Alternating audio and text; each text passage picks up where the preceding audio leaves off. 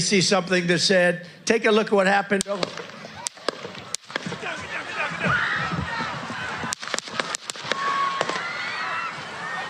People have been saying for a while now that it was likely that there would be an attempt on Donald Trump's life. You know the kind of people that have been saying it, and you know the type of media that have been discussing the possibility.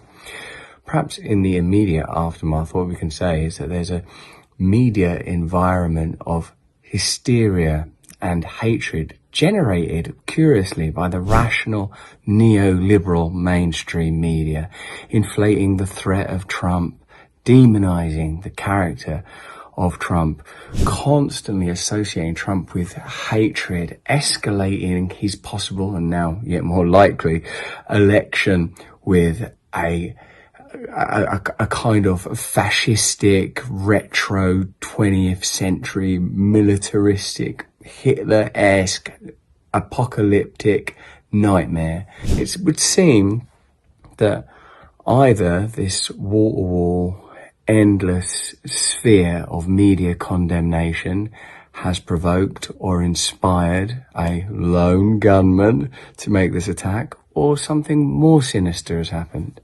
Perhaps you will have noted, as I've done, that CNN were very quick to describe the event as an interruption. Donald Trump's speech is interrupted. It's interrupted by someone trying to kill him. Can you imagine that CNN, if this were Joe Biden, would report on the event as, oh, it looks like Joe Biden's speech was interrupted by bullets being fired at him. Over the coming days and weeks, I suppose we'll see more division and more condemnation. We'll see people perhaps suggesting that the event was a hoax or a false flag, or that it was planned on one side, and it's likely that it will create yet more invective, more vituperative and condemnatory rhetoric.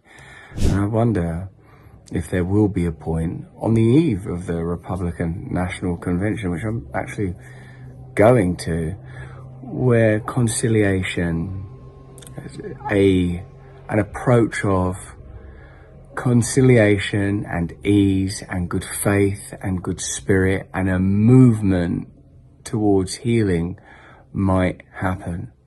In the immediate adrenalized aftermath, Donald Trump, presumably terrified, looked pretty robust and pumped as he raised his fist defiantly. But what does this revelation tell us about America so soon after the debates, where we've seen the liberal legacy media reframe what many of us have long known as some kind of revelation when it comes to the senescence of Joe Biden?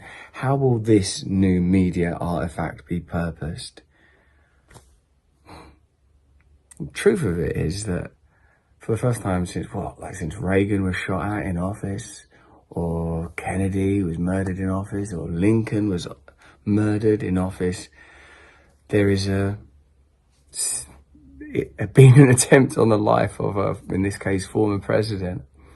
And what can we take from it before we know whether or not it was one shooter or multiple shooters, what the potential connections of that shooter are? What we can say is it was likely that something like this would happen with all of the disdain, condemnation, hatred, hysteria around Donald Trump, the continual attempts to frame him as something beyond a populist figure with a set of values that certainly seem to chime with many Americans who, every time he is condemned, feel that they are being condemned along with him.